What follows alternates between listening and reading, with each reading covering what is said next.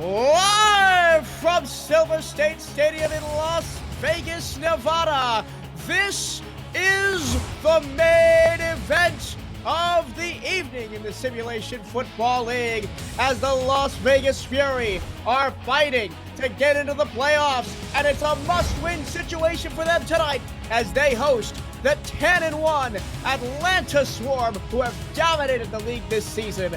Alongside Jacob Clear and David Harrell on Stats and analyst Robert Garib Jr., I am Michael Turillo. And Robert, we've hit the sharp end of the season. It's the last week, last game of the night, and we've got a big one here in Silver State Stadium.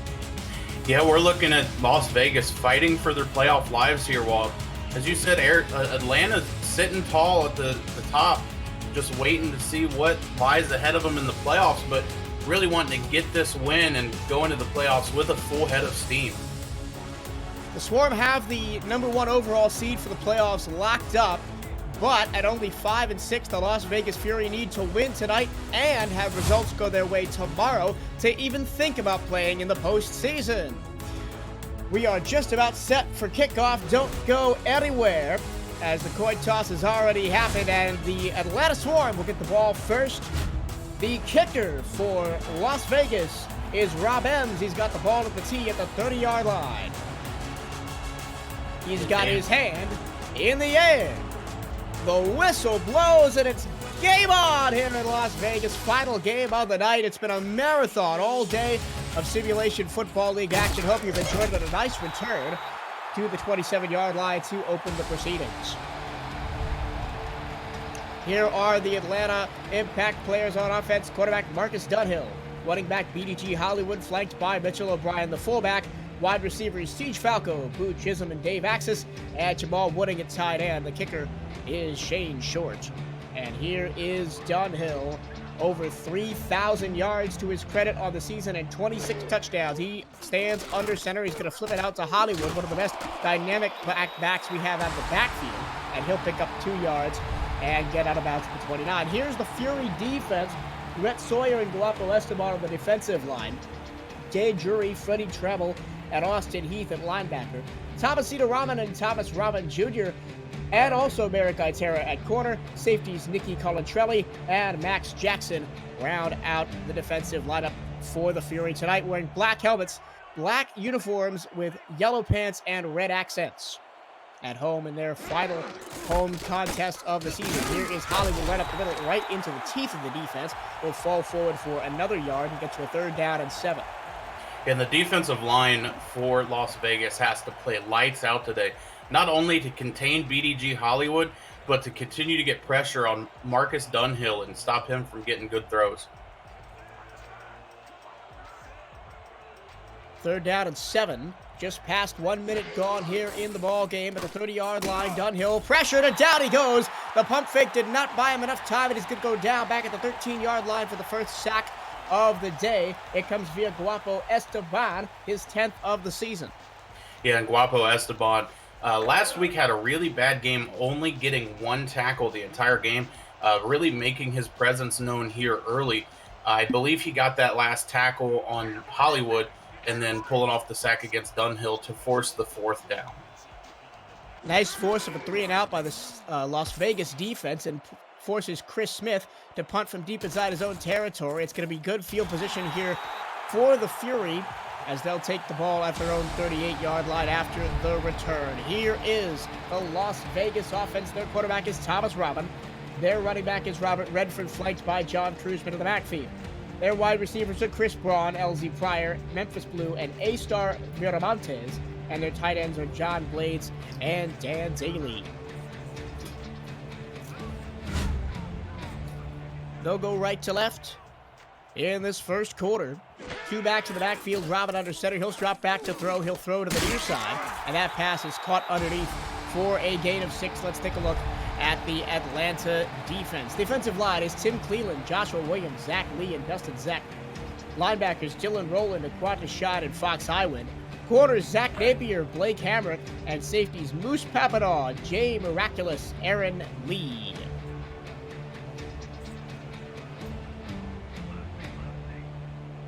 power I on 2nd and 4. Here's the first run for Redford. He spins in the lane, and he's going to get bottled up and get back to the line of scrimmage and no more. I'm very interested to see how this Las Vegas offense plays today.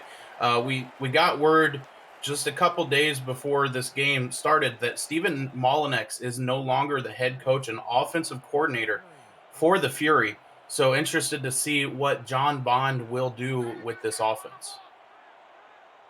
3rd and 4, shotgun for Rahman. He takes the snap, moves to the pocket, hit as he threw, but he completes the pass over the middle to John Blaze, and it's going to be a first down past the 50 to the Atlanta 46. Yeah, the tight ends for Rahman have been go-to all season long. And again, getting the ball to John Blades, who's been extremely efficient all season, but has also had an issue with fumbling with 2 on the season so far. 3 wide, 2 to the left, single right. 2 in the backfield behind Rahman, who's under center at the Atlanta 46, 7:55 to go. Here's a handoff up the middle, and that's a nice gain as falling forward is John Trusman with his first carry of the evening. Vegas has had a really hard time this season trying to figure out what to do with John Trusman. He came in with last week only having 1 reception for 3 yards. So if they can get him going, it's really another dimension to this offense. 3 receivers to the left side. Rahman changes the play at the line. 2nd down and 4. A good, efficient drive so far for the Fury. He'll drop back to pass and fire with his left hand over the middle, and it's caught inside the 25 and down to the 22. Right over the middle. Great grab by Chris Braun. Yeah, Chris Braun, not very noticeable so far this season. Only 44 receptions, 505 yards, and 2 touchdowns.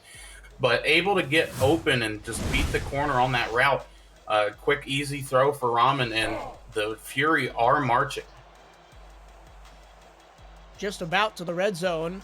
Within 4 minutes of this first quarter kicking off, they're already at the Atlanta 22-yard line. Offset I, single receiver each side. Crowding the line of scrimmage is the Atlanta defense, but they only rush 4. Rahman, plenty of time. Underneath he goes to Trusman, and he'll pick up 3. I don't know that I liked the choice of throw there. You had Trusman and Redford both open right there on that side. And if he had dumped it off to Redford rather than Trusman, there would have been an extra blocker there, a chance to get something to happen. And Robert Redford, 3 touchdowns receiving this season. He also has 6 on the ground. Here's a handoff to Redford, but he's met in the backfield as there was no blocking up front. He's going to lose 2 yards. Back to the 21-yard line, 3rd down and 9. This is a dangerous defensive line and really defense for Atlanta. Haven't done a whole lot in the sack category, but just dominant when it comes to tackling and making stops. That was Jack Napier, the corner, grabbing the TFL on that last play as we cross under 6 minutes to play here in the first quarter. 3rd and 9, short drop, short throw to the right side, and Braun will not get to the marker. He'll get to the 16, and down he goes. Nice tackle on the play from Blake Hamrick, and it'll set up a field goal situation at the 16-yard line. It was a great ability by Braun to get open across the field and find a spot to be thrown to, but unfortunately not able to cut up as the zone coverage from Atlanta was real close and ready to strike. Rob Ems is on for a 32-yard attempt. It is up, and it is good from 32 yards. And we will take a quick break and be right back to Silver State Stadium. The hosts strike first. Halfway through the first quarter, it's 3-0 on the SFL on 11 Sports and For the Fans.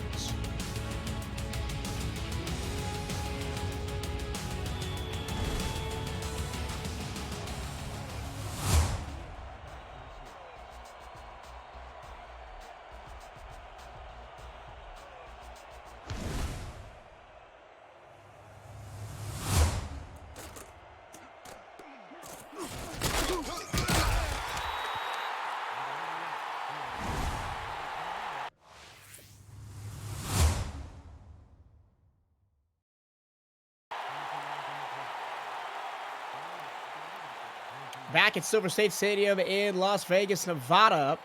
A 3-0 lead for the hosts as the Fury, via the 20th made field goal for Rob Ems of the season, have a 3-0 lead, and now the Fury have the ball at the Atlanta 22-yard line after the return. A little bit of power eye of their own coming out here on 1st and 10. It's going to be a handoff strong side to Hollywood. He's got a little bit of a lane, and he's going to get down after a gain of 4 yards. And tonight, the running back battle will be one to watch as Hollywood battles Redford. There are 2 of the top 10 running backs in this league. Break this down for me, Robert.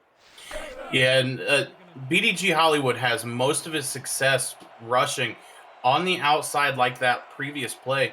So to keep him contained, Las Vegas is going to have to send a bunch of pressure from the outside and off-tackle plays.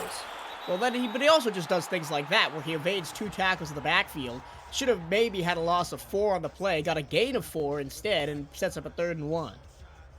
And incredible blocking by the offensive line for Atlanta, able to open up somewhat of a gap, even with the pressure that did come from the offside. But Hollywood, as you said, just able to show his skill and find an opening to make yardage. Dunhill to the air, short over the middle, and mistimed the pass with the receiver. Jamal Wooding was the intended target. It's going to be 4th and 1 and a second straight 3 and out for the league leaders. Marcus Dunhill not able to set his feet before he threw there. He looked up and seen Jamal Wooding's hands were up in the air. He was yelling for the ball, but Dunhill's got to relieve himself, take a little bit more time, get his feet set before that throw happens. He had Wooding in a bit of a pocket of space over the middle as well, just could not find him. And now Chris Smith on for his second punt of the day. He's going to get this one off from the 18-yard line. Hangs in the air. This is a nice punt. Received at the 30 and down at the 34 is Chris Braun as the Fury with a 3-point lead go back on offense. This first quarter's gone a little bit quickly with just over 4 minutes left to go in it. I'm Michael Cirillo. Robert Redford is alongside me. Jacob Clear is in the stats truck, giving us the facts and figures we need to keep this broadcast going as always. Robin under center with a 3-receiver bunch to the right-hand side of the formation. He's going to take a 4-step drop. He's going to look to the far side. He's going to be tipped and intercepted on the deflection. Atlanta takes the ball the other way, and they're going to be right at the 40-yard line. Yeah, and that was just a great play there. Off of the tip, able to find the ball and pick it off. I believe that was Blake Hamrick, but I could be wrong. Oh, no, it was Aaron Lee. Able to find the ball off of the tip made by Jay Miraculous and get the interception to set up Atlanta with great field position. And so basically, the punt worked almost as an extended long pass that took a couple of plays. As now, Atlanta finds themselves in plus territory for the first time tonight at the Vegas 40. Here's Dunhill with a 4-step drop over the middle and into space, and it's caught. And down to the 17-yard line goes number 17, Siege Falco, with his first of the night. Yeah, and against the passing offense that Atlanta has, the defense cannot leave one single high safety like they did. It just sets up Atlanta to strike where they have best, with many of their receivers averaging, over 12 yards of reception. Falco, the number 1 target for Dunhill this season. His 1,091 yards and 11 touchdowns coming into the game leads the team. Dunhill with an 8-step drop. He's going to fire to the end zone, and it's caught for the touchdown. And Dunhill just like that. The swarm on top, but it's Boo Chisholm with the touchdown. Dunhill doing what he does best, sitting in the pocket and getting plenty of presence before finding the target to hit. And that time, as you said, it was Boo Chisholm, one of the top receivers really in the SFL. Chisholm with his 8th touchdown on the season, his first catch of the night. In his 7th season, all with the Atlanta Swarm. Extra point on the way from Shane Short. And we just got to wait a little bit longer for that to get off. Snap is good. The hold is good. The kick is almost blocked, but it is. Up and good. So with 3:28 to go in the first quarter, the Atlanta Swarm have struck back, and they lead 7-3 over the Las Vegas Fury. Back after this short break. This is the Simulation Football League on 11 Sports and for the fans. Stay with us.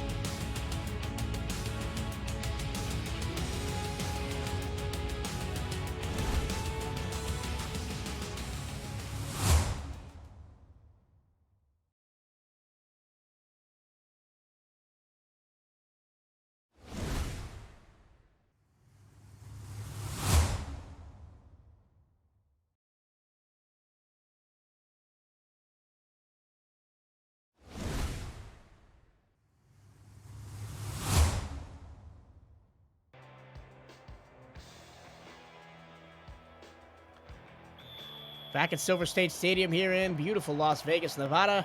Final week of the Simulation Football League's 14th regular season and final game of the night. Capping off a back-to-back-to-back-to-back dose of SFL for your Sunday afternoon and evening. I'm Michael Camillo. Robert Garrett Jr. is alongside me, and Chris Braun takes it up to the 24-yard line. And when you look at this Atlanta defense, Robert, nobody stands out more than Aquana Shine, the 9-season veteran. Yeah, Quanah Shine, definitely the leader of this defense, really making sure that he sets up the defense to shine and doing everything that he can efficiently. First and 10 for Las Vegas. Here's a strong side handoff. Redford running left. Redford into space. He makes a spin move. He gets by one tackler and picks up a 9-yard gain out to the 32-yard line. We talked before the start of the game that this could be the battle of the running backs, and even we showed the graphic a little bit beforehand. I think really whoever does better, Redford or Hollywood, really could determine who has the momentum going into late in this game. Yeah, but you got to be careful because Atlanta's got that wild card in Marcus Dunhill. 2nd and 1. Here's a handoff to Redford again, and he's going to be hit behind the line and dropped for a loss of 3. Back at the 30-yard line. There he is, Aquana Shine. Johnny on the spot. Puts Las Vegas in a bit of a tough spot here on 3rd down.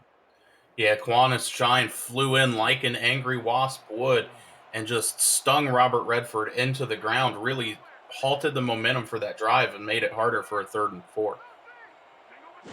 Looks like it might be a pass play here at will. Rahman, plenty of time against a 3-man rush, steps into the pocket, still with plenty of time. Now he throws over the middle, and it's caught in triple coverage for a 1st down up to the 37-yard line. Fantastic focus by Thomas Rahman there, showing that he's not worried and that he believes in his offensive line. Kept stepping up more and more into the pocket, keeping the composure and able to find an open receiver downfield. Special mention on that play to John Trusman, who had one of the blindside blocks, kept Rahman in the pocket what seemed like forever until an open receiver was found. Here's a pass over the middle, right into the pocket, and it's caught again. John Blades with his 2nd straight catch into Atlanta territory. There is definitely a sense of urgency around this Fury offense tonight in the 1st quarter. Yeah, and watching John Blades play is just something unique. He's a big man and plays at the tight end position, but he runs like a wide receiver. The ability to get open on that route, he had incredible speed and was able to get there before the safety could react. From the Atlanta 42, 1st down and 10. Offset I single receiver to the right. Rahman under center. He's going to drop back to passes. He's going to flip, drop it off for Redford, who makes a jump cut and picks up 7 yards. Yeah, and he probably could have looked downfield to find an open receiver, but that was a safe play there as Atlanta started to play back, trying to cover some of that deep ball play, and the ability to dump it off on Redford on a swing pass made the defenders come up to him rather than them trying to attack the defender. And I agree, it was the right play. Not every play has to be a home run, just sometimes you got to hit your moneymakers and see what they do for you, like this. Again, Redford out of the backfield, double spin move to get past 2 defenders and inside the 20 out of the 17. That was beautiful. Robert Redford going to be given the nod to the Atlanta sideline after that one, saying, hey, Hollywood, I see what you do, and I can do it just as well. That spin move really set him up to gain extra yardage as the defenders over-pursued on the tackle, and as soon as he stepped into the spin, they had nowhere else to go. That was ridiculous. Jack Napier and Fox Highwood had no chance. Once Redford's foot was planted on the ground, they both were headed to the sideline. Ridiculous.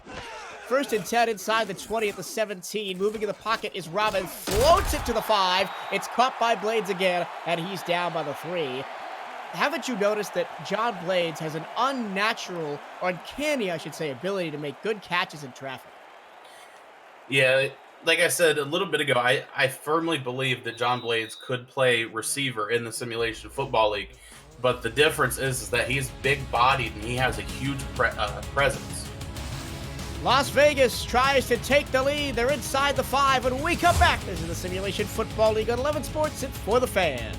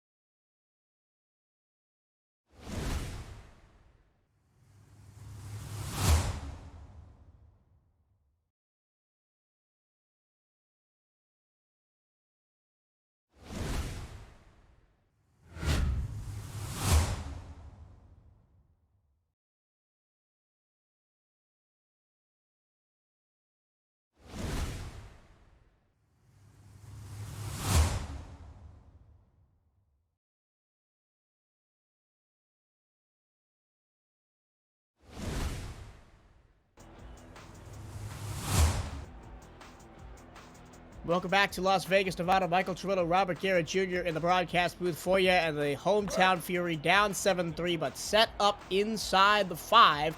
First and goal from the 3 as they try to take the lead here in the second quarter. A single receiver to each side, and Robert Redford alone in the backfield. It's going to be a throw, a lob to the back of the end zone. Wide open is John Blades, and who better to cap off this drive with a touchdown for the Fury than the man that got them into the red zone in the first place. I mean, I don't know what happened there either. It looked like Atlanta's defense just completely forgot about that side of the field. Everybody was huddled up either in the middle or closer to the left side, and John Blades wide open for that touchdown. Well, that's what happens when you have a back like Robert Redford inside the 5 like that. The opponents sell out for the run. Just a little teardrop pass over the top, wide open for the touchdown. On to attempt the extra point is Rob Ems. He's already hit 1 for 1 on field goals today. A little bit of a high snap, but corralled by the holder, Lincoln Hawk. Up and good. 10:52 to go in the second quarter. And the Fury take a 10-7 lead. Remember, this is pretty much a do-or-die game for the Las Vegas Fury's playoff hopes. A win tonight, and they are still alive pending results of tomorrow's games. Loss today would surely put them out of playoff contention. Atlanta playing for pride at this point as they have locked up the overall number 1 seed. Kick all the way from Ems as Atlanta gets the ball next. Nice kick, 2 yards deep in the end zone out to the 10, 15, running left. Spin move takes him by 2, and we'll get to the 23-yard line. And that's where the Swarm will start their next possession. Nice return out there as well by Dave Axis. Yeah, and something we haven't touched on yet, it's really exciting to watch this Atlanta offense play together. And part of the reason behind that is that for each of these players, even the rookies, obviously, but each of these players have played together their entire career. First and 10, offset I. Dunhill, short drop. He's under pressure immediately. He spins away from the pressure, but down he goes from the backside. Second sack of the game for the Fury. And the first one coming the way of Max Jackson on the safety blitz. Yeah, Max Jackson, extremely efficient when it comes to pretty much everything on the field, but was able to get his first sack last week, and now piling up and adding a second one in 2 weeks for the safety. Shining in crunch time is Jackson here at the sharp end of the season. Dunhill with a 7-step drop, stands at his 10-yard line, fires deep in the field, and it's picked off by Max Jackson. 2 plays in a row. The captain comes up with the pick, and it's a huge play for Las Vegas as they're going to have the ball in Swarm territory at the 32-yard line. And that was a one-on-one matchup between Jamal Wooding and Max Jackson. And Jackson absolutely just won that one, stepping in front of Wooding and jumping that route quickly. Despite Wooding having a 3-inch height advantage, 6'6" to 6'3", Jackson timed the jump perfectly, took the ball at its highest point. I mean, you mentioned somebody playing, John Blades could be playing receiver. I think Max Jackson could be playing receiver with the way he went up and got that one.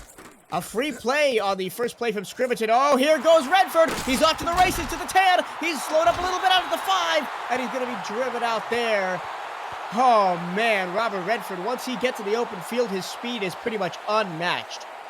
Yeah, when it comes to free plays, there's nothing you hope for better than something like that. You know, most teams take a deep shot downfield when they have that free play and just see if they can get something done. But no, they go to Redford, and he's able to do the same thing that the quarterback's arm could have. And he's a bit of a finesse back, but he did shrug off that tackle of Aaron Lee down the sideline, allowed him to get about 10 extra yards. As now it's first and goal. Again, weren't we just here? Yeah, and you got to wonder if Atlanta learned from that last time. They put a little more coverage on Blades. First and goal from the 6. 9:50 to go, second quarter. Vegas with a 10-7 lead. Robin hit as he throws, but he gets it out to Redford, who's gobbled up in the backfield for a loss of 2. Second and goal from the 8.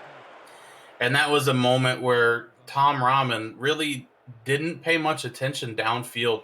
One of the first times he's done that, as Memphis Blue was coming across on a slant route, really wide open in the middle of the end zone. Three receivers to the right. Redford alone in the backfield, second and goal. Another pass from Robin. He takes a four-step prep. He throws to the back of the end zone. It's knocked away. Very nicely done by Jack Napier to deny Chris Braun a touchdown.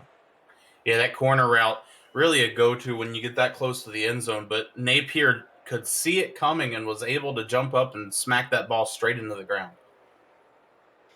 Now a third and goal from the 8, and this is where, the playbook kind of gets a little thin. You don't have many plays in there for this kind of situation.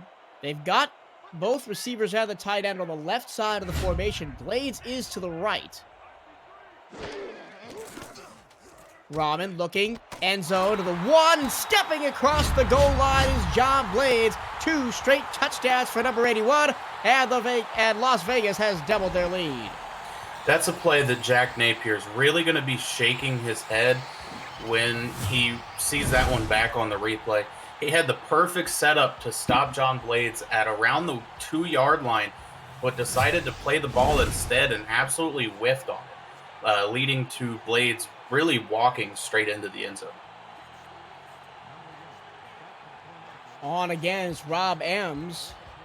And, just like that, they were down 7-3, but a quick touchdown, an interception, put them right back in the red zone. Another touchdown. Kick all the way from Ems is good. And just like that, it's a 10-point Fury lead. Quick 1-2 punch, and that's how you do it.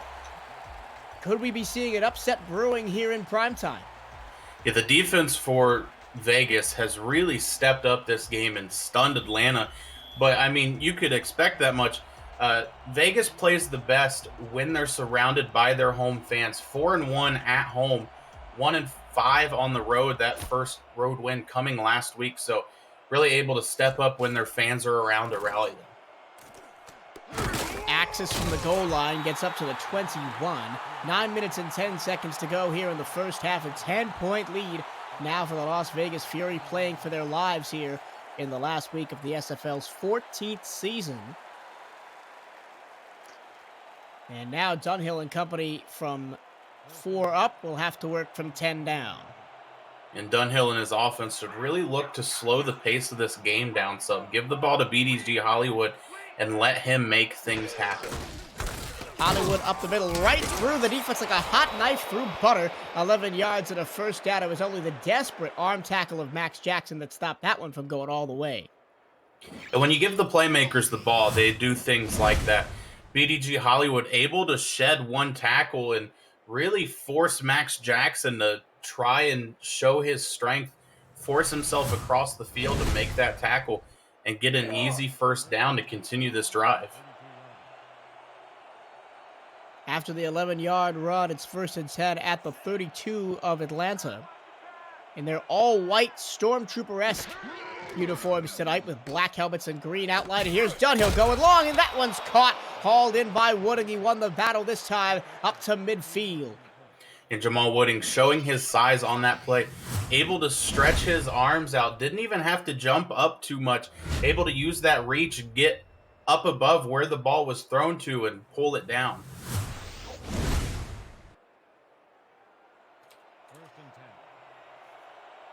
First and 10 right at midfield after the long pass to Wooding. Dunhill under center. Here's a big blitz. Hit as he threw, and that pass is almost intercepted. Colin Trelli had his hand on the ball, and it falls incomplete. And that was unfortunate for Las Vegas's defense. They had a chance to set their offense up yet again at midfield, but not able to pull in that ball. I don't think they were quite expecting it to come towards them as they seen Dunhill getting hit in the backfield. Now 2nd and 10.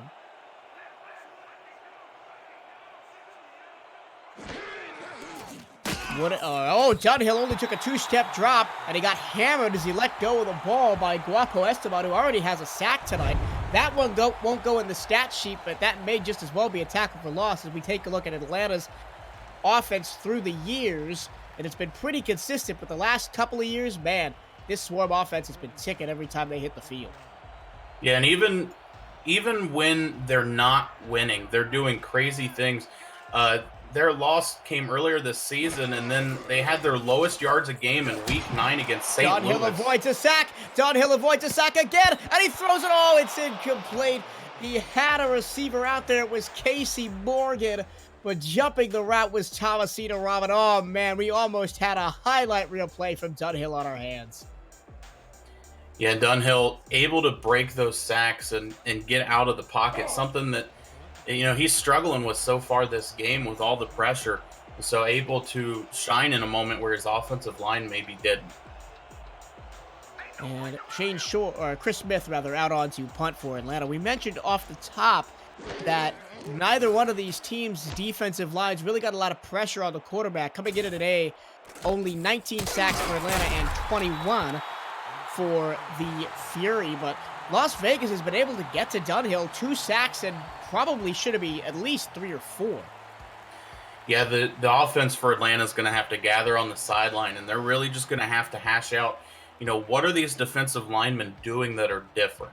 What's going on that you're not able to block your man? 1st and 10, offset I. Handoff, Redford, left side, spin move, gets past 1, then he is put to the ground after a gain of 5. You were, after a couple of plays ago, Robert, you were talking and I had to cut you off because Dunhill was dancing. But, sorry, go back to that point. Oh, no worries. In the Week 9 home game against St. Louis, Atlanta had 239 total yards. But after that game, they followed it up with 2 straight games of over 500 yards of total offense. Robin, plenty of time in the pocket, over the middle, incomplete. Interesting, he went to blue, but he had 2 receivers open underneath, that being Truzman and Daly. Yeah, and that was just a poor choice. I don't know if maybe he thought he could hit Truzman the way he threw the ball.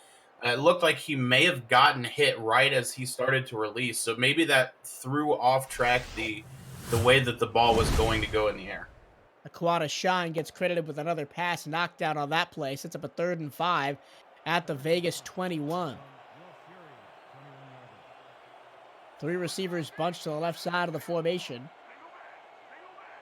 With Rahman under center, 4 down, linebackers playing well back. Rahman going deep in one-on-one coverage, it's picked off! A beautiful leaping athletic interception by Blake Hamrick, and it's Atlanta football at midfield.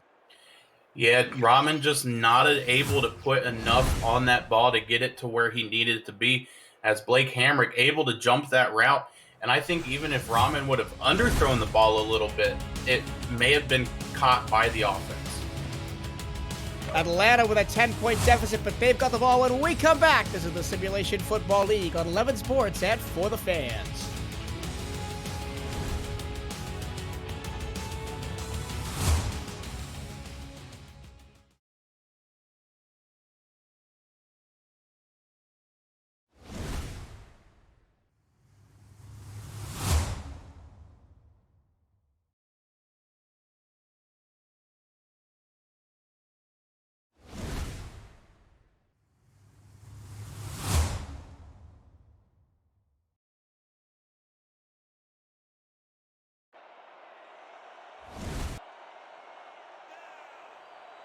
After the interception, it's Atlanta swarm football right at the midfield stripe. Hard press coverage here for Las Vegas on 1st and 10. Dunhill in the gun takes the snap. He's got to move in the pocket, and he's going to move right into pressure. He'll be sacked back at the 43. A 3rd sack in the first half for Vegas. Yeah, just incredible play by Vegas's defensive line. Able to hold both BDG Hollywood and Marcus Dunhill within the area where the line of scrimmage is at, and it shows with forcing a 2nd and 17 off of that sack. Loss of 7. Dunhill in the gun. He's going to throw to the near side, lobbing it down the field. It's caught by Falco. He's in the clear to the 15, 10, 5. Put it on the board. Touchdown, ATL. And there's where you get to see Marcus Dunhill shine. Able to find the open receiver who beat his man just really by 5 yards or so.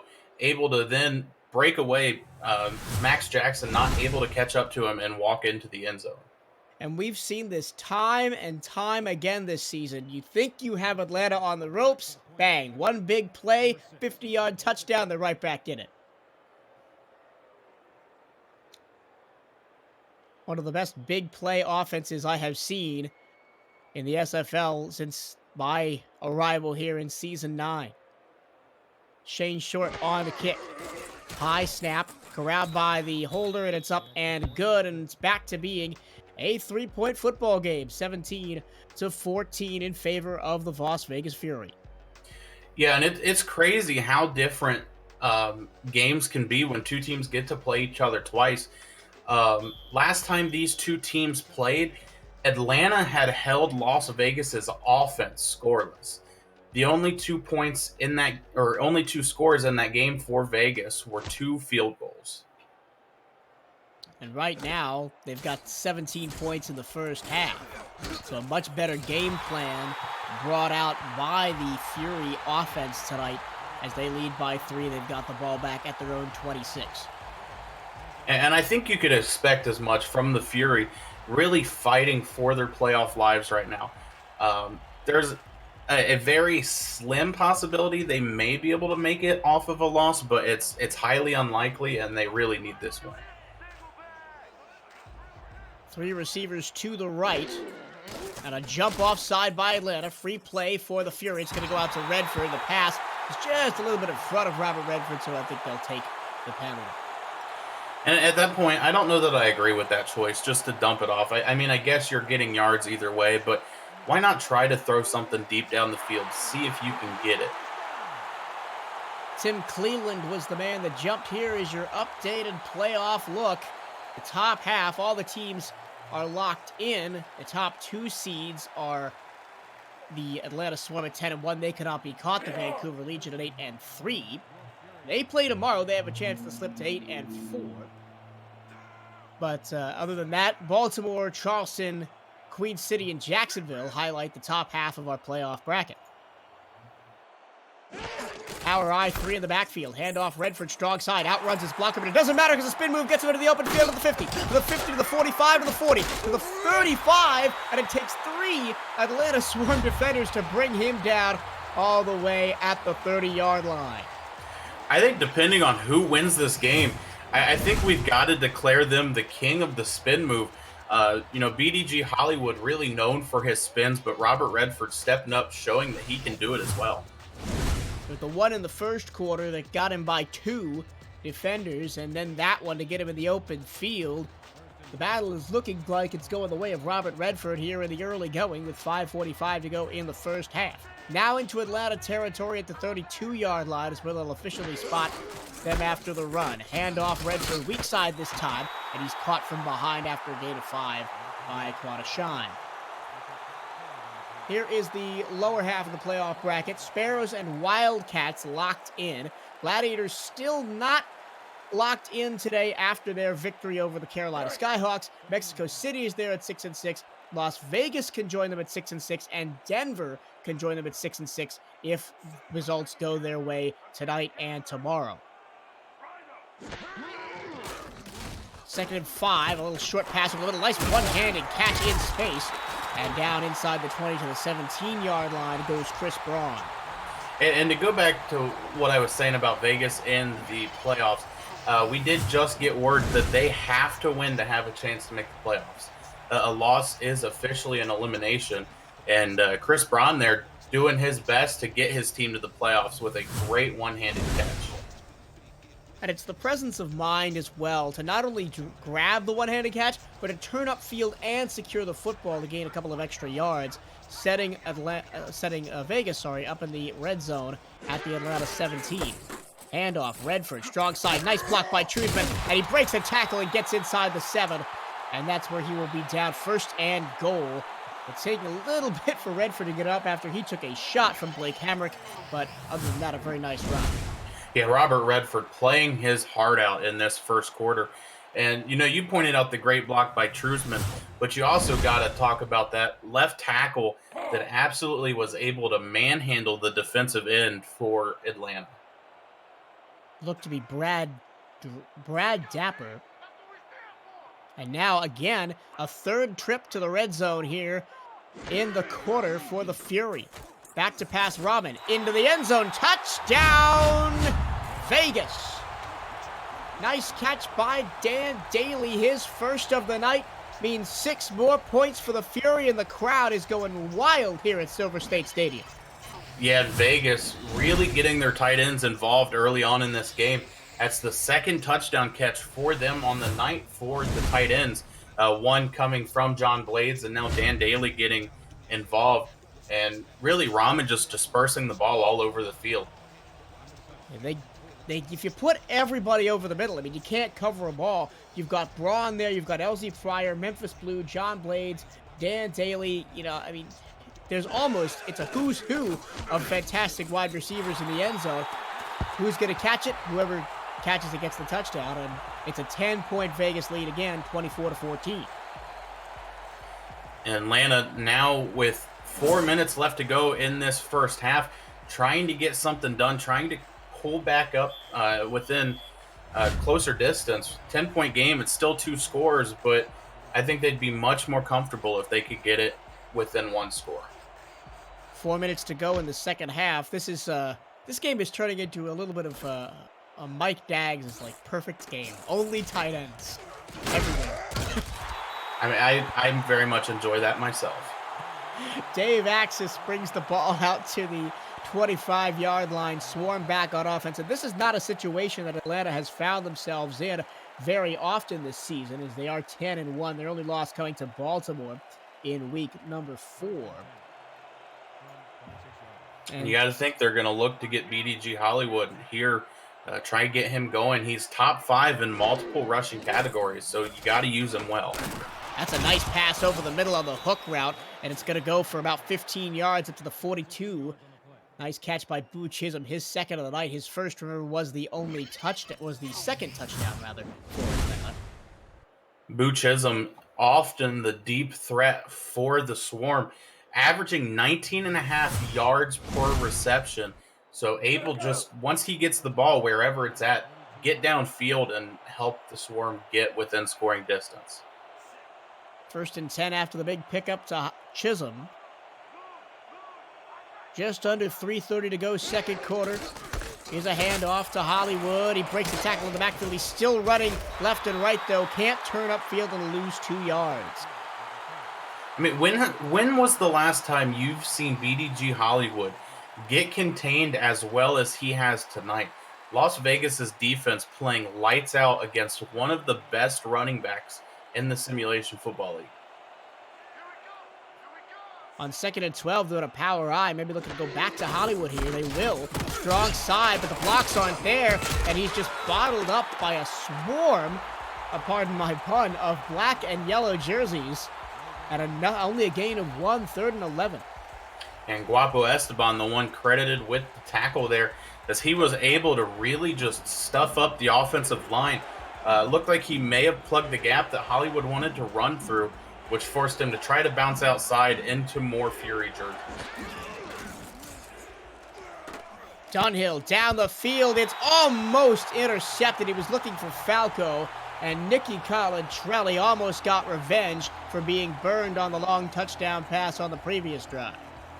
And Atlanta will have to come back out and punt again. And something that they really need to take advantage of is their punting game and their special teams. Chris Braun really only getting minimal yards on punt returns, with 138 yards on punt returns this season. So really got to pin him back and see what their defense can do to stop him. Braun takes it from the 20, and he'll only get up to the 25. Nice special teams coverage again by Atlanta, but again, they're down 10 with 1 play left to the 2-minute warning here in the first half, and Vegas has the football. Yeah, they got to look to stop Redford first, force Rahman to throw. When Rahman throws, there's a big possibility that you could force a turnover with as dangerous as this defense is. Rahman with 24 interceptions on the season. Offset eye, just a single receiver out to the left. It's going to be a pass play, though. A little dink down to Redford. He's going to be run out of bounds after a gain of 5. 2nd down and 5 coming up Nice tackle on the play by Aaron Lee. Yeah, and Fox Highland helping out Lee, doing his best to get to Redford. Redford may have been a little bit faster, but Fox Highland able to do his best Superman impression and just lay out, try to get a diving tackle.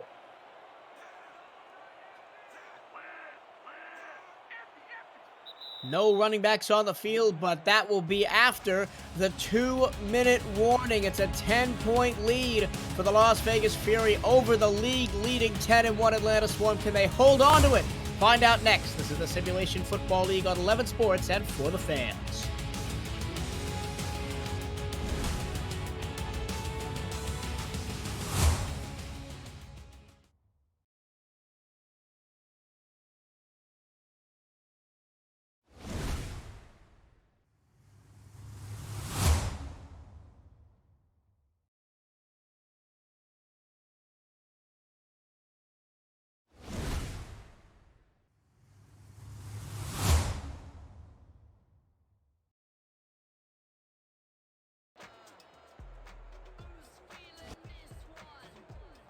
Back inside Silver State Stadium, Michael Trillo, Robert Garrett Jr.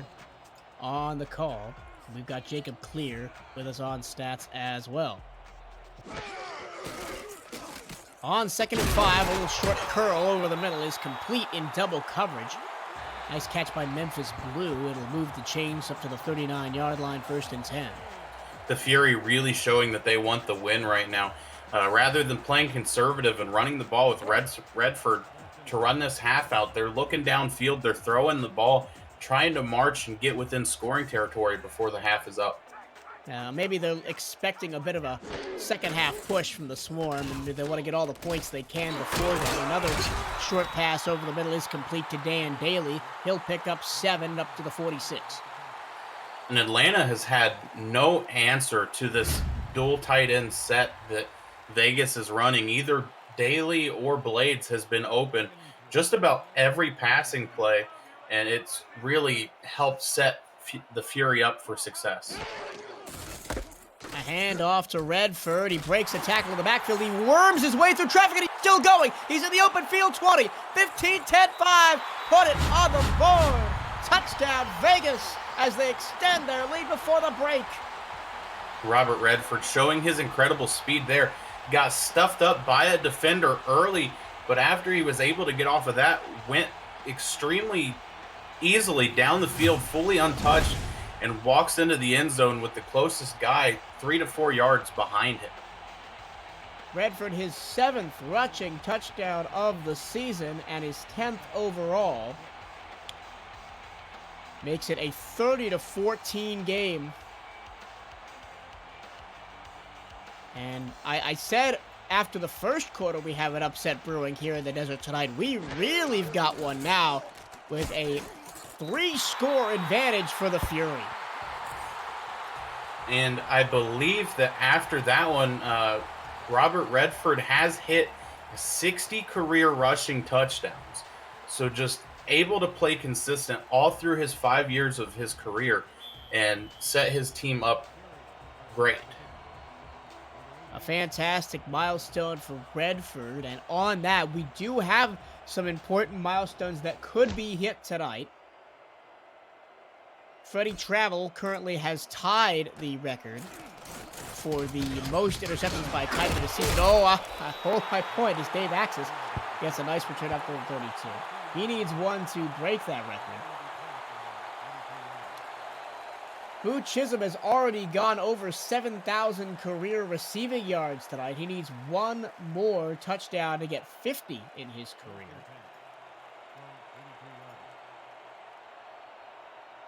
First and 10 from the 32 for the Swarm. Under a minute to go in the half, but both teams still have all 3 timeouts. Dunhill low snap, pressure in his face, gets drilled, but he completes it down the middle, past midfield to the 46-yard line. Timeout, Atlanta. Great composure by Dunhill there. Able to sit in the pocket, and even though he could see the pressure coming, know he's going to get hit, just let that ball go and get it to the receiver before he's taken down to the ground.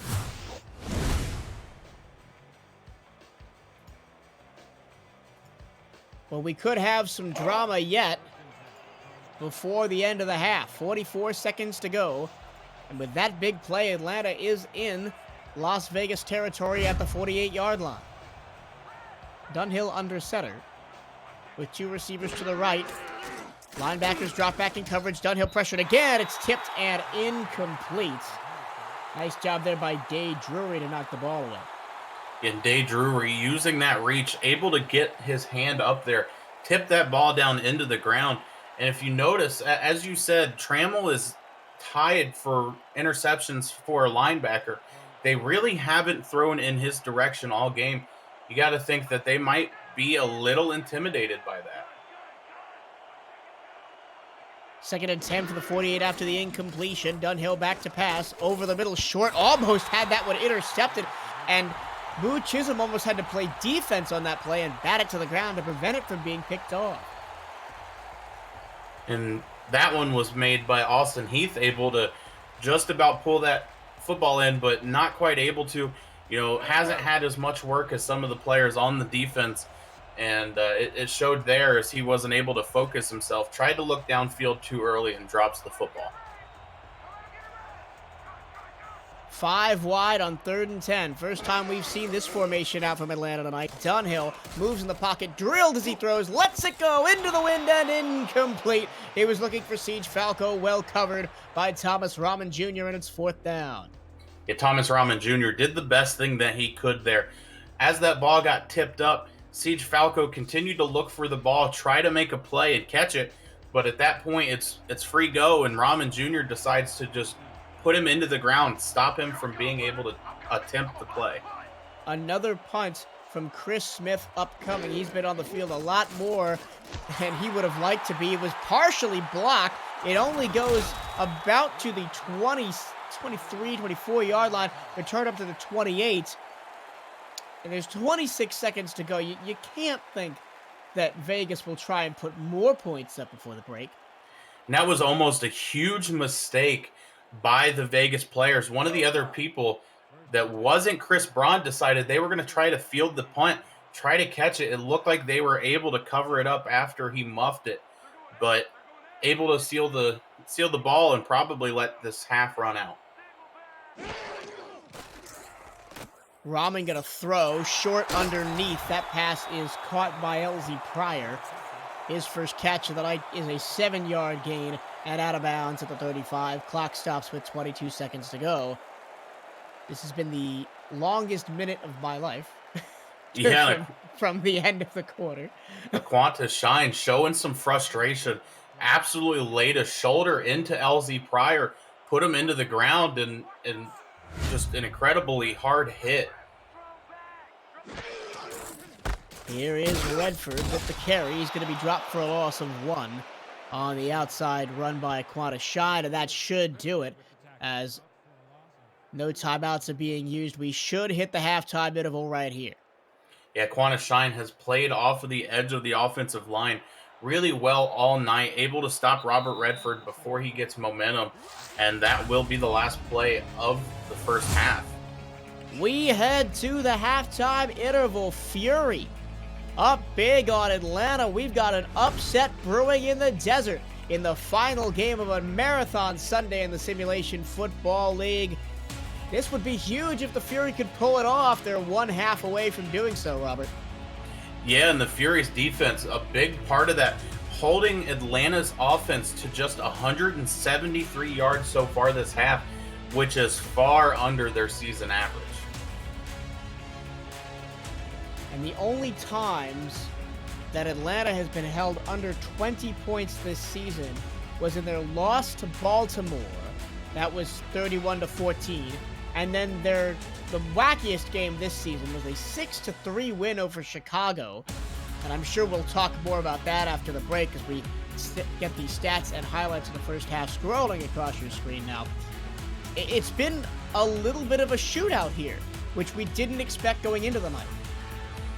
It's definitely been a shootout, but at the same time, Vegas has really controlled the game the entire time.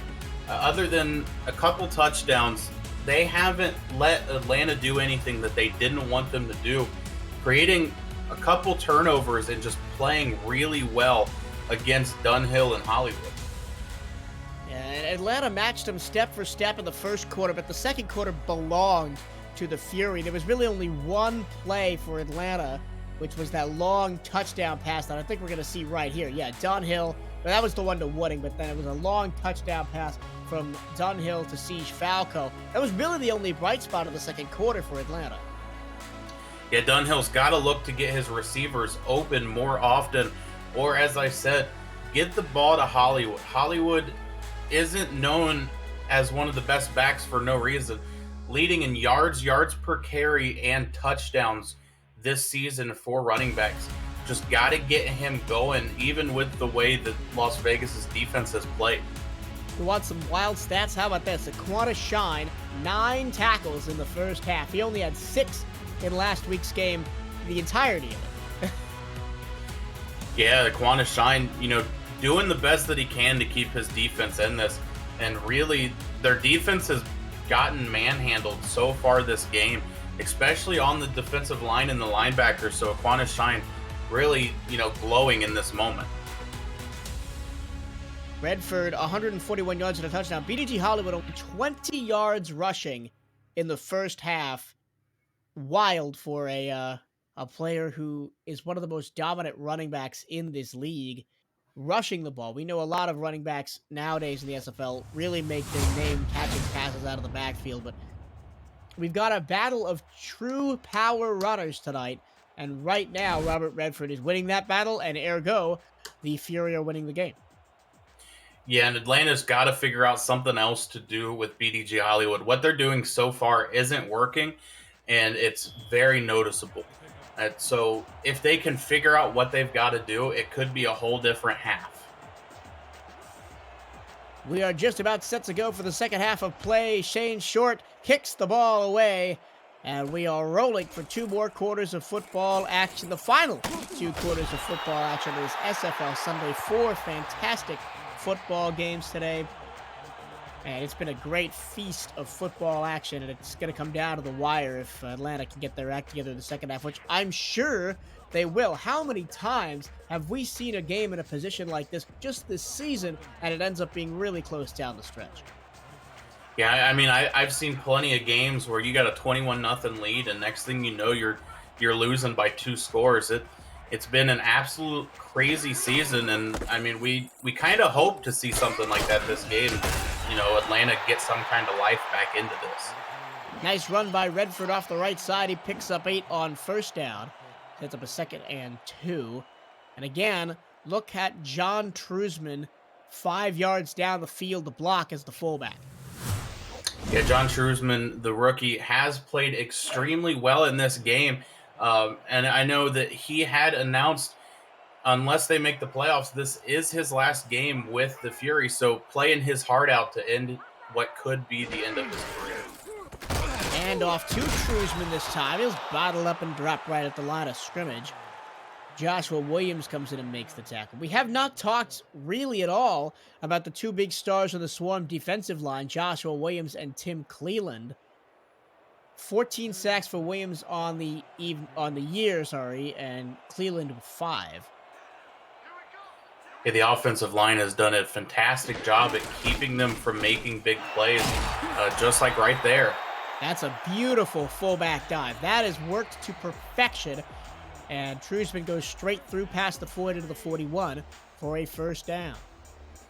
Yeah, and as we were talking about the battle between the offense and defensive line, the center and the right tackle blocked back going left to open up that huge hole for John Trusman to just run straight through.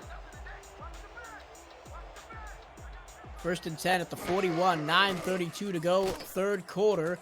Goff back throws and triple coverage caught. Again, testing the defense right down the pipe and working out for the Fury as Memphis Blue picks up his 2nd catch of the day in triple coverage. And Memphis Blue has been, for receivers, the go-to for Tom Rahman, able to get open, and just anytime you don't think that he's going to catch the ball, he manages to find a way to catch it. And that was just one of the times you get to see it right there. with a big day. Blue could have gotten to 1,000 yards receiving. He was at 762 coming into the day. Here's a teardrop pass over the middle, and it's intercepted. Sometimes you test the defense a little bit too much, and Fox Highwind has an interception, and it's Atlanta football. Yeah, and that was very obviously double coverage on the tight end there.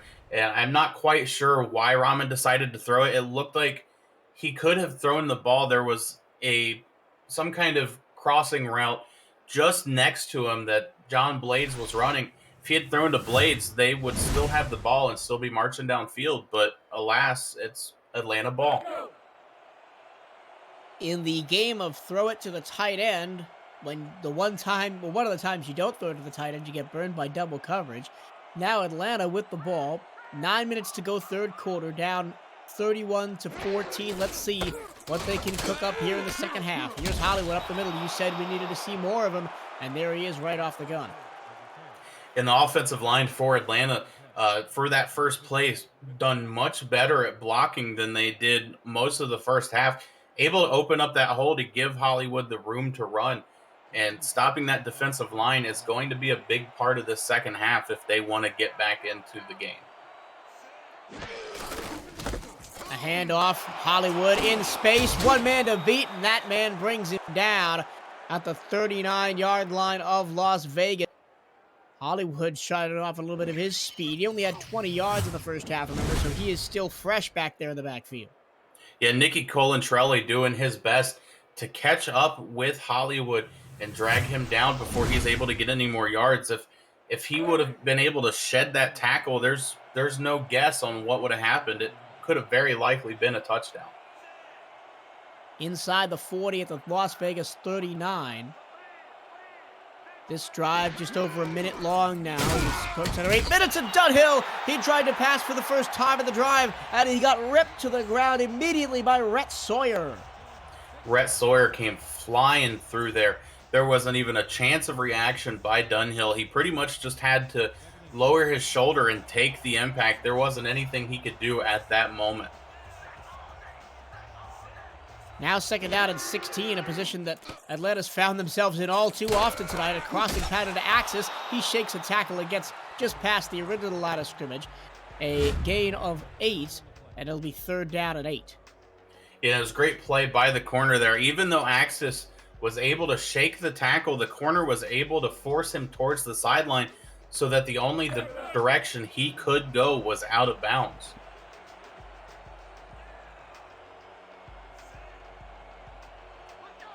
Bunch formation, 3 receivers right, single left. On third down and 8, Dunhill in the shotgun formation. He takes the snap, steps for the pocket, hit as he throws, and the ball goes straight into the turf there. His, however, a penalty marker on the field. And I believe it could potentially be a roughing the passer. I'm not quite sure, but Rhett Sawyer hit Dunhill extremely low on that tackle. Illegal forward pass. So I think it hit that pass as it took a nosedive to the turf, hit an offensive lineman. And we will see where that puts Atlanta here. It's just going to be in bad shape. They do lose the down, so it's fourth down and 8. And here comes again Chris Smith to try and pin Vegas deep in their own territory. Kick is high and drops at the 10 and down to the 1. Oh, it just went over the goal line. So after the break, the Las Vegas Fury will start at the 20-yard line. When we come back, they've got a 31-14 lead on the Simulation Football League on 11 Sports and for the fans.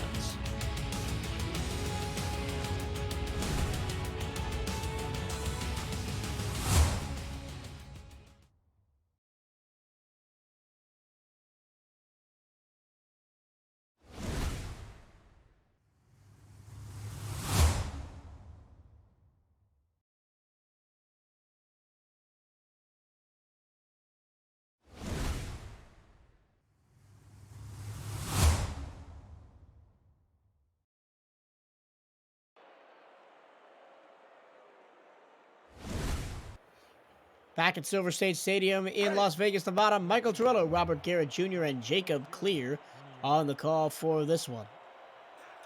As the Las Vegas Fury look to keep their playoff hopes alive, and right now, they've got a 31-14 lead and the football midway through the third quarter. Rahman back to pass. He's going to dump it off short. That pass is caught and going out of bounds after a gain of 4 is Memphis Blue.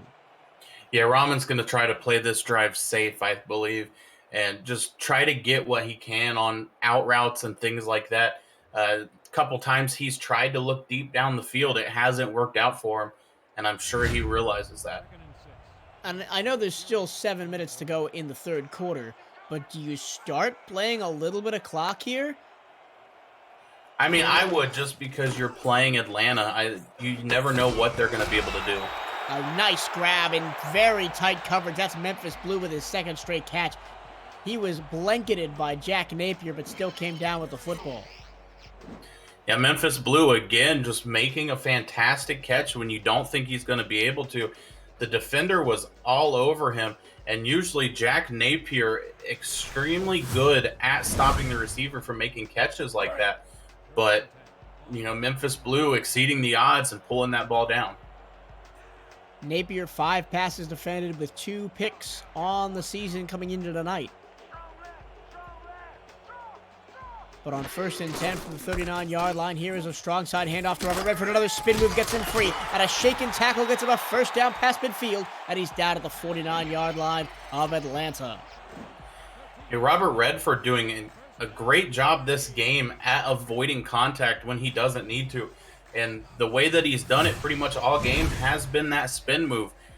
As I said before, something we normally see in a game like this from BDG Hollywood, but it's been the Robert Redford show all game.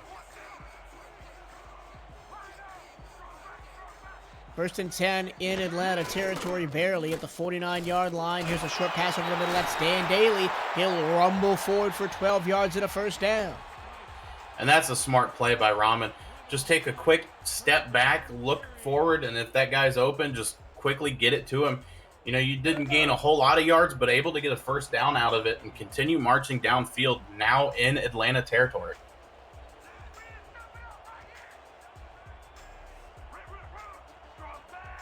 First and 10 from the 37. Here's a nice little sweeping handoff to Redford. And Redford makes a spin move again and gets down to the 21-yard line. He's averaging 12.7 yards per carry tonight.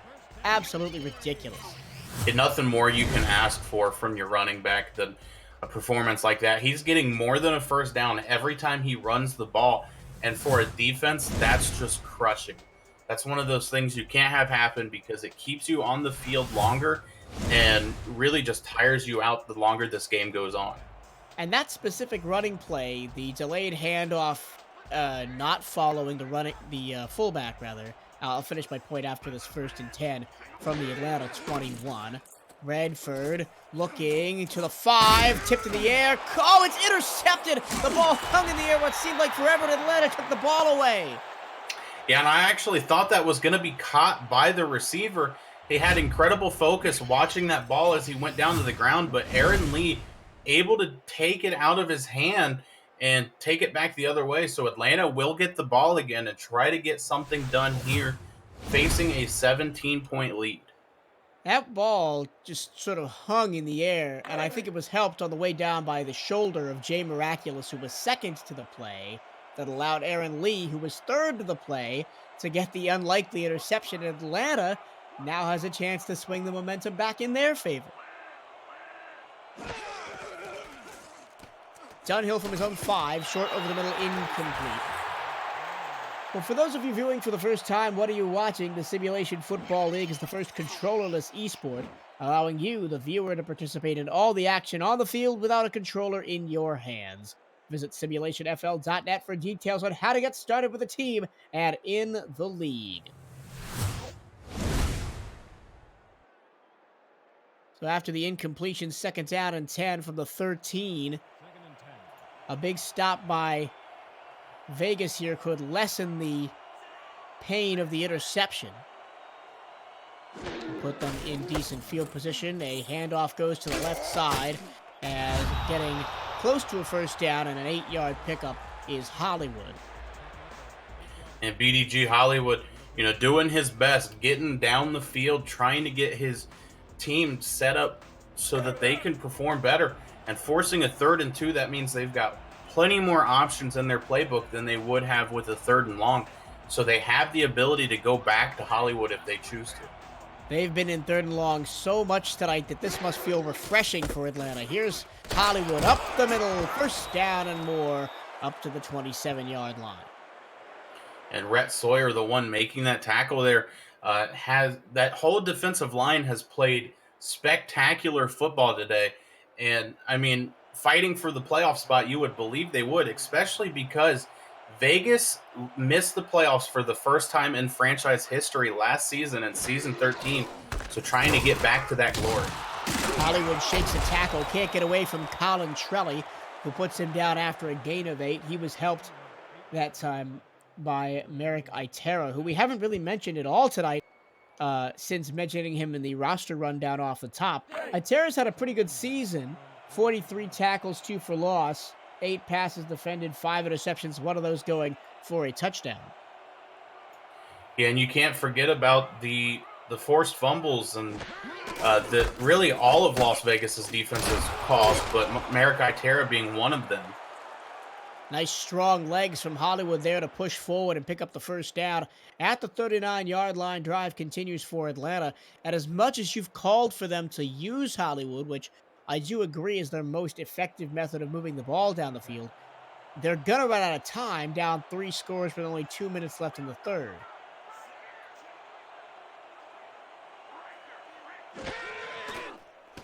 Dunhill to throw, sidearms it over the middle, wide open downfield is Jamal Wooding, who is hit by Marcus Dunhill for a first down up to the 48-yard line. Yeah, this has definitely been a game where the most success in the air has been to the tight end.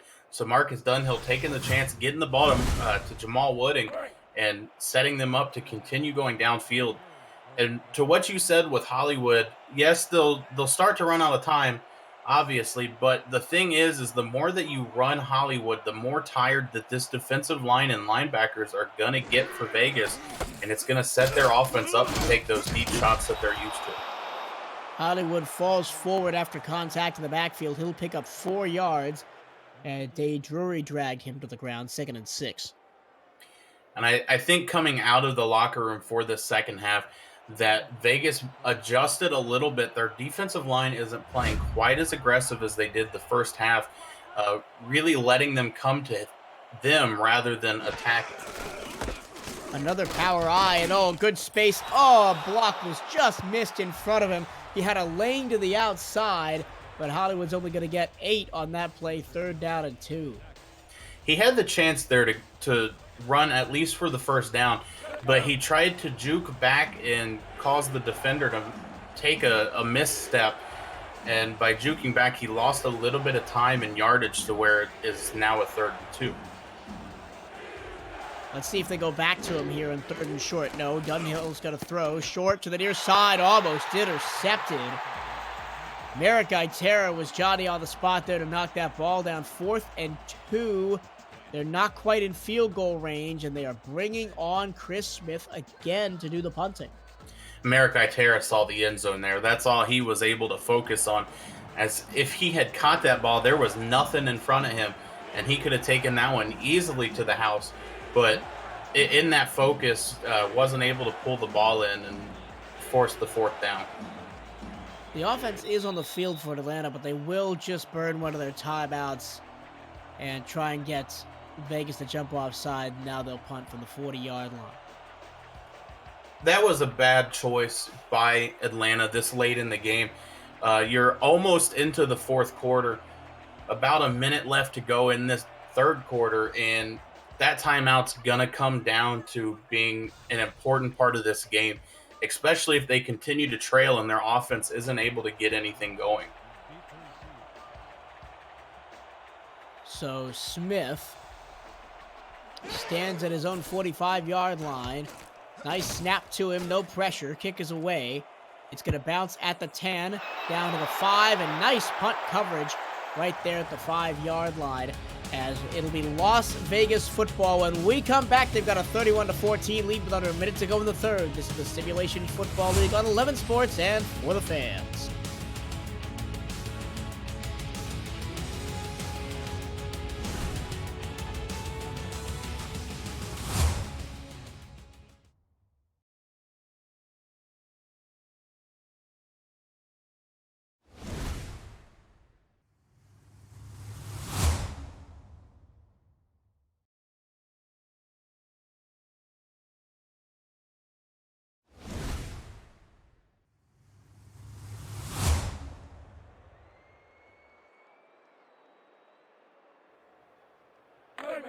Michael Trillo, Robert Garrett Jr. back at Silver State Stadium in Las Vegas, Nevada.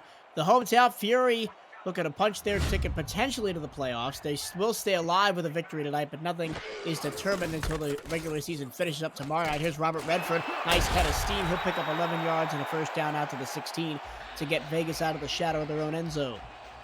It's getting the crunch time for Atlanta now, and they really have to start stopping Redford. They haven't been able to figure out how to do it quite yet, but the longer that Redford continues to run all over them, the quicker this game's going to go by, and they're not going to have the time to play catch-up. Especially if Robert Redford continues to run like he's been doing and continue to burn clock, averaging over 12 yards a carry. Redford got hung up a little bit behind his blockers, but he does eventually get free this time and go down for 9 yards. Up to the 25. It took 3 white jerseys. Aquana Shine was leading the charge. Blake Hamrick and Aaron Lee also were in on the tackle. And that's something you don't normally see this late in the season. Earlier games you might see it where they haven't practiced the plays as often, and unfortunately just miscommunication, and they ended up running into each other there. We have hit the fourth quarter. 4's up in the chat at FTF Next. We'll be back after the break. This is the Simulation Football League on 11 Sports and for the fans.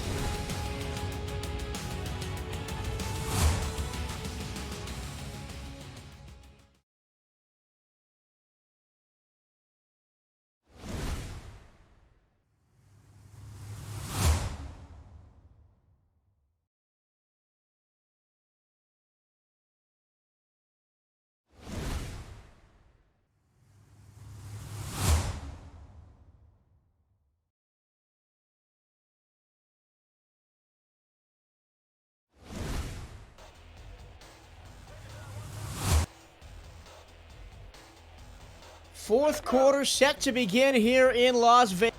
Fury with 31-14 lead. Michael Trillo, Robert Garrett Jr., and Jacob Clear behind the microphones for this one. And at their own 25, second down and 1 for the Fury, as they try to march down these 11 remaining minutes and take a victory that may see them towards the playoffs. And Robert Redford, I'm not sure sometimes if he's a football player or an acrobat, because he gets in the hole and he just starts spinning.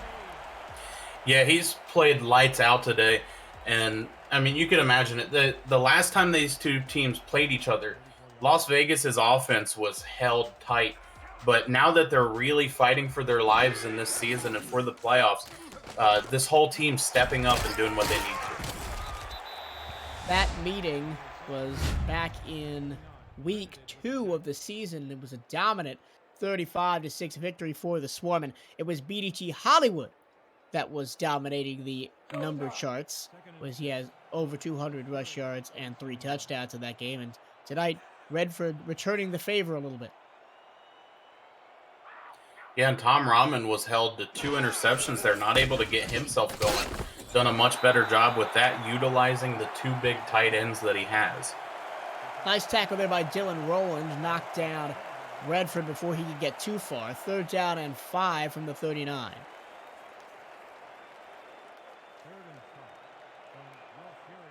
This would be a huge stop for Atlanta if they can get this turnover. Here's Redford. Breaks one tackle but cannot avoid a Qantas Shine barreling in there like a bowling ball, and it's 4th down. Fox at Highwind there, able to get in and just hold Redford up long enough that Aquana Shine could come across the field and lay him out before he was able to gain any yards to force a fourth down. And their offense gets a little bit more time than they would have had that been a first down. Robert Blatarski on to punt, and that one was almost blocked. He did get it away from his own 25. It hangs in the air. Dave Axis will be knocked down right when he caught the ball at the Atlanta 24-yard line.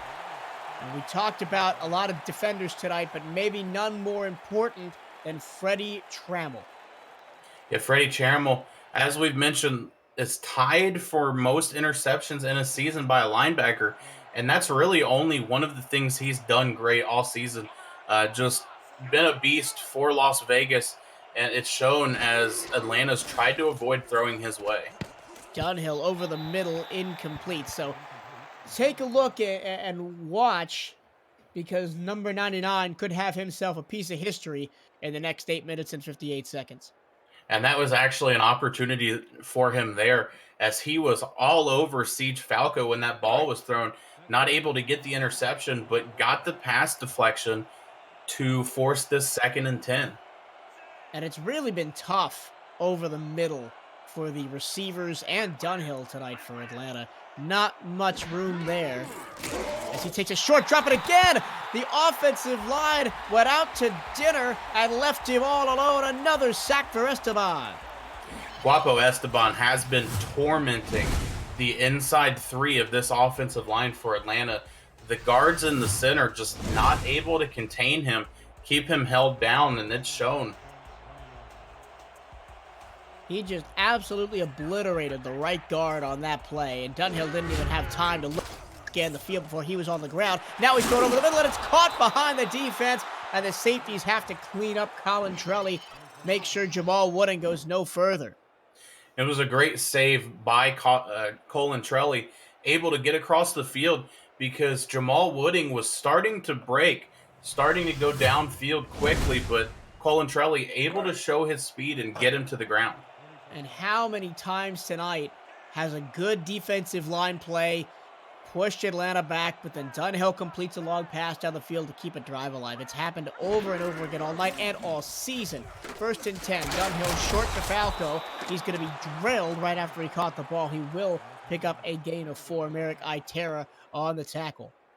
And those plays by Dunhill and the Swarm, those short passing plays, are a great complement to what they do on offense, because it keeps the linebackers staying honest, keeps them playing short to try to defend those passes where they can bomb a ball downfield a little bit easier. 2nd down and 6. Whoa! Again, Dunhill goes down. No time to scan the field or even throw the ball away. It's a hat trick for Esteban as he picks up his 2nd sack of the drive. And Esteban playing many sports there, got a hat trick while playing football, but swinging for the stands like he's playing baseball there, just showing incredible strength and speed and destroying this offensive line. And again, 3rd and long for Atlanta. 3rd and 10 from their own 34. Just over 7 minutes to go in the 4th quarter. Dunhill lobs it down the field, and it's intercepted! It's not the record setter, but it is an interception for Thomasina Rahman, her 3rd of the season. And it is again Las Vegas football.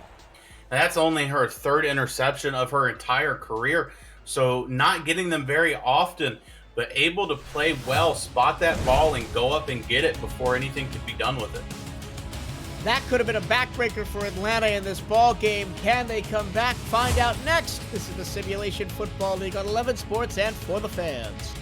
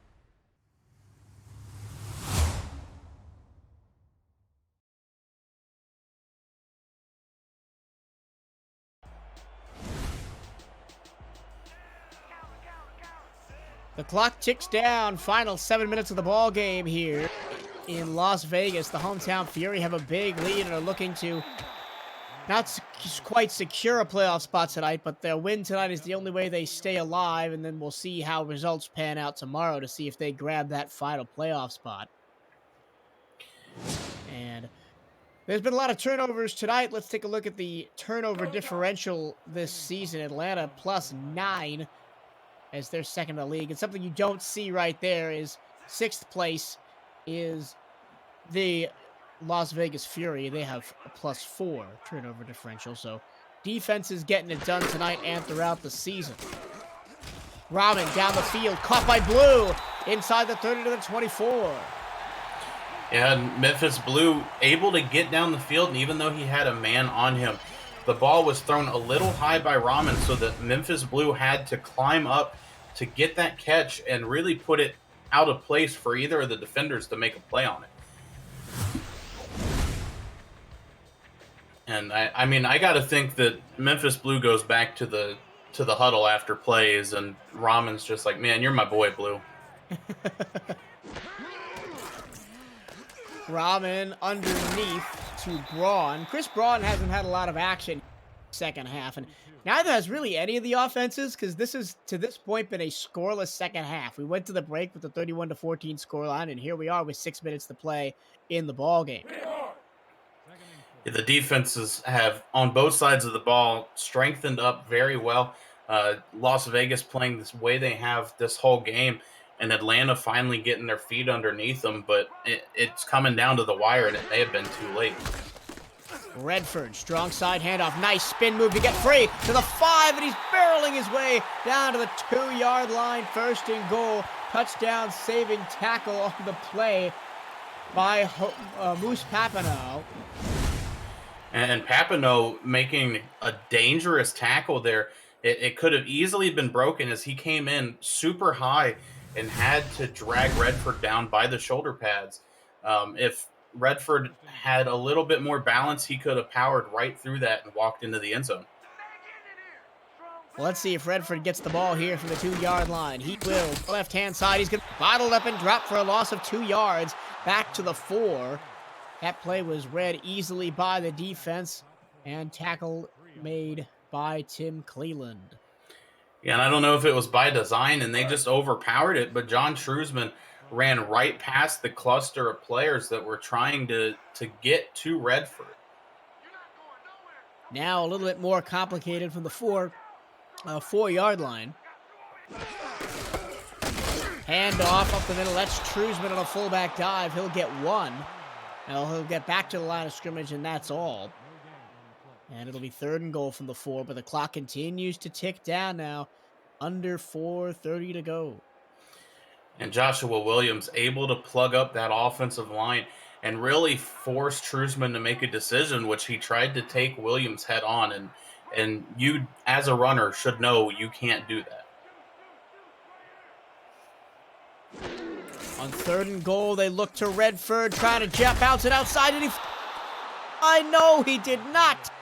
He's just a half-yard short. It's 4th and goal. I don't even know if I would call that a half yard. He's got to be like 0.1 inches from where he's got to gain. I mean, that was so close. I thought he was going to fall into the end zone. And you got to wonder if they're going to take the easy 3 points, keep the lead, or if they want to try and add on more. Well, they're going to bring out Rob Ems to try an extra point and make a 17-point lead into a 20-point. Kick is away, and it is good. It's a 20-point lead with under 4 minutes to go. Could that be the dagger? Find out next when the Simulation Football League on Lemon Sports and For the Fans returns. Don't touch that browser.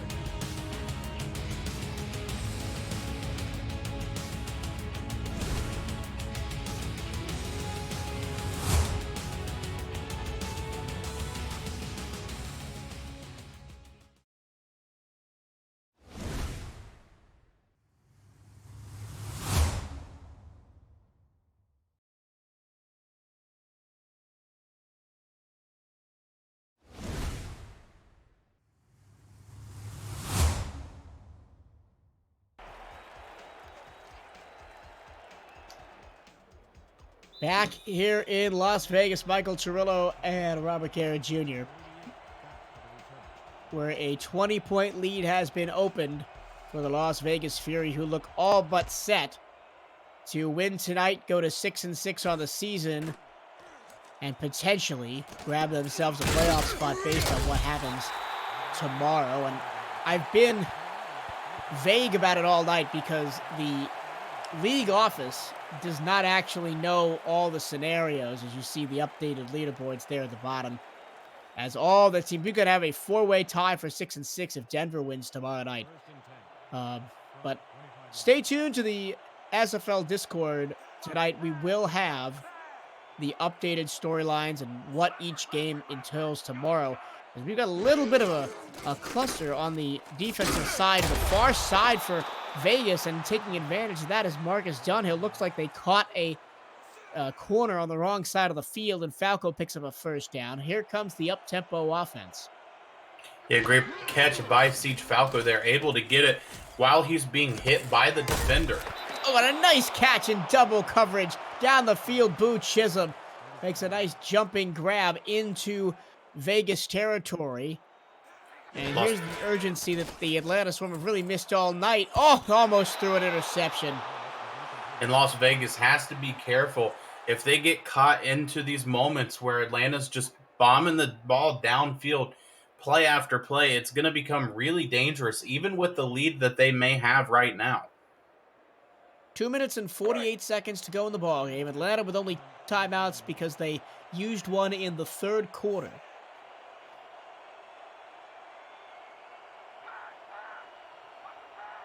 Dunhill in the gun, 4 receivers to aim at. Only a 3-man line for the Fury. They rush 4. Here's a pass over the middle, and it's tipped and incomplete. Chisholm was the man behind the defense, but the ball never got there. And Max Jackson came flying out of nowhere. I honestly thought that ball was going to be picked, but I think it was just a little too high for him to catch it. It bounced off of his fingertips and harmlessly flew away from the both teams.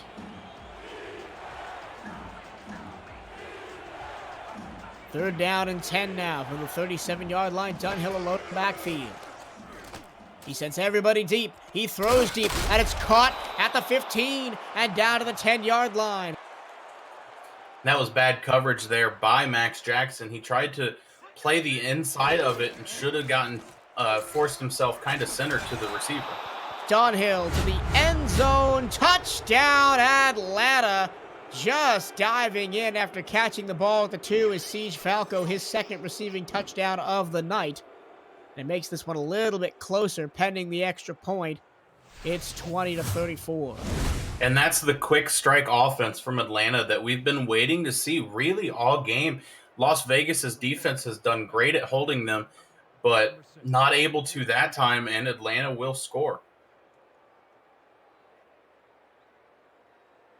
Shane Short on for the extra point.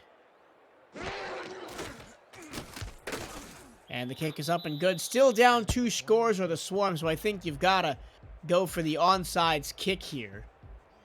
Still down an extra field goal and a touchdown. Yeah, as you said, I think that they're going to march out the onside hands team, as most special teams coordinators like to call them, trying to get something here and hope that they're able to recover the ball. Fingers crossed in the Atlanta camp, and the ball, it's batted around, and Atlanta recovers it! Maine Howard, the third tight end on the depth chart, got in there and got the football. Yeah, and Las Vegas's coach is not going to be happy about that one. It bounced right off the hands of 2 or 3 of their players, and none of them able to bring it in. It finally falls into Atlanta's hands, and they'll get a chance to march down the field again. And the big bounce was off of the hands of Merrick Itera, who really could have sealed the game earlier with a pick 6 and had the ball drop in front of him. Dunhill now back on the field. He's going to get pressured, and he's going to be sacked at the 32. Man, the offensive line for Atlanta has had a mouthful of this defensive line for Vegas all night long. Dunhill back to pass, fires short over the middle to Dave Axis. He gets a few of those yards back, but it's quickly 3rd and 11. And will they get a snap off before the 2-minute warning? They will. Dunhill moves in the pocket, throws across his body. It's almost intercepted. And it looked like the defender, Marikaitera, wasn't ready for it. We'll take our final break. This is the 2-minute warning. Come on back after the break. This is the Simulation Football League on the SFL Network on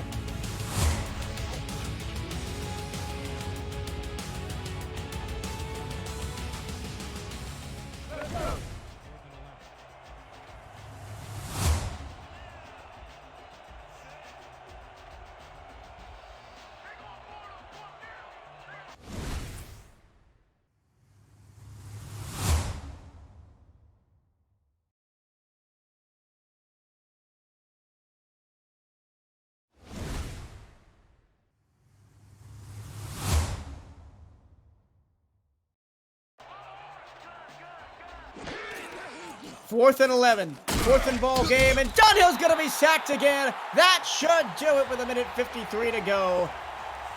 Oh, man, that will do it. Rhett Sawyer gets home for his second sack of the ball game, and Robert Dara Jr. It's been an impressive avenue for Las Vegas in all three phases tonight, as they will come home with a big win to keep their playoff hopes alive. And it's credible. Between Guapo Esteban and Rhett Sawyer, 5 combined sacks on the game. You don't see that often. And coming into this game, we had talked about how really both teams not super efficient with sacks this season. Here is Redford up the middle. Spin move gets him past one, but he will be dragged to the ground by Lee. 1 timeout remaining for Atlanta. They're not quite, if my math is correct, in kneel down range. No, but you got to think they're going to go back to Redford here and see how many yards they can get to keep the clock ticking and force Atlanta to use their timeouts. 1:48 left, and this one all but wrapped up for the Fury. Here is Redford, and he's just going to go right through the defensive line, and he's going to have to be taken down by Lee again. Gain of 7. Atlanta finds their final timeout. And an interesting stat here, that Las Vegas is the only team in the league to beat both Vancouver, who's the number 2 seed going into the playoffs, and Atlanta, who will be the number 1 seed. Yeah, if they could get things to roll their way and make it into the playoffs, this could be a very dangerous team. Now, their road record will come to hurt them, but, I mean, you got to think they're going to step up their game as they have tonight. Yeah, and this almost feels like a Houston situation from last year, where coming into the last week of the season, it's really unlikely they'll make the playoffs, but somehow they find their way in, and they're a dangerous team that could upset some people. So look out for this Fury team come playoff time if their games tomorrow fall their way. And the games tomorrow, as I will get those for you shortly, and they're going to try for a field goal here with 1:05 to go. I'm not sure what the rationale is behind it, but the kick is up, and it is good from David Ems from 41 yards. Robert Ems. Forgive me. Yeah, and we haven't gotten the chance to talk about it with all the other action going on in the game, but both Rob Ems and Shane Short are 1 of 7 kickers, so 2 of 7 kickers at 100% with over 10 kicks on the season. And Ems able to hit another one there. I believe it brings him up to 21 out of 21 this season. Well, Dunhill and the Atlanta offense is going to get the ball back, but down 37-21 with under a minute to go. I don't think it's going to change it that much. Tomorrow, Season 14 concludes with a doubleheader of sports and for the fans. First up, Mike Daggs and Matt Wilson are on the call as the Vancouver Legion try to end their season on a high note, going into the playoffs against the Sioux Falls Sparrows. That's at 7:30 p.m. Eastern. And then the final game of the season at 9:30 p.m. Eastern. Everything on the line for the reigning champion Denver Nightwings as Dunhill goes over the middle, and it's caught and fumbled by Jamal Wooding, picked up on the play by the Fury, and they will get the ball back, and they'll be able to kneel out the rest of this clock. Now, I don't know to me, that didn't look like a fumble. It looked like Wooding didn't quite have the chance. He tried to make a football move, but wasn't really able to get into it. And the booth is going to take a look at it. Well, now that I saw it again, I do agree that I don't think it's going to be a fumble. But as I said, tomorrow, 9:30 p.m. Eastern on 11 Sports and For the Fans, Commissioner Cameron Irvine and Charles Doherty have the call as the Denver Nightwings, the reigning champions, look to avoid missing the playoffs as they take on the Jacksonville Kings. And if Denver ends up winning tomorrow night, that would make a four-way tie of teams at 6-6 at the bottom of the standings, and I do not pity the league office's job over the next 48 hours to figure out who gets into the playoffs. Well, and they said that the rolling on the field stands, so Las Vegas will get the ball again just to kneel this one out and take the win. One kneel down. I think that's all it's going to take with 48 seconds left to go. And you called it. You were the only person among all of us here calling this game to outright pick Las Vegas for this one. And you got it right. They're going to come out with the win and keep their playoff hopes alive. Yeah, they're just one of those teams that play completely different when they're at home. As you said, they beat Vancouver earlier this season. And, it's hard to pick against that. Obviously, Atlanta, the number one seed, but they've come out and really struggled. It seems like the Vegas crowd is just rumbling and shaking these defenses.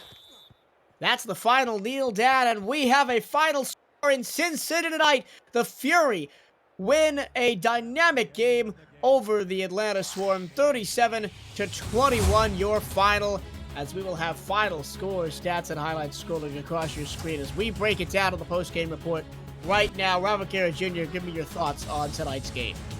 The thoughts, Atlanta has some stuff that they've definitely got to work on heading into the playoffs. They still got above their lowest yards per game in this game, but really they didn't have much to show for it. They really struggled on both passing and running the ball, and they gotta get that figured out headed into these playoffs. Yeah, under 100 yards for Dunhill. As a top 2 seed, they will face one of the wild card teams that come out of the first round. So there is a possibility that this could be a quarterfinal playoff matchup. Yeah, it would definitely be crazy watching these teams play each other a third time, but I'd be interested to see the coaches' meetings for that game. Both teams seeing each other twice.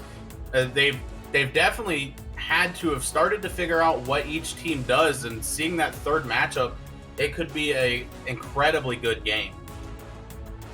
Aquana Shine, 11 tackles on the day to lead the Atlanta defense. Under 100 yards rushing, BDG Hollywood, as we called that as one of the keys to the game coming in, and it was a great job by the defensive line, of Las Vegas to really shut down both Hollywood and Dunhill tonight.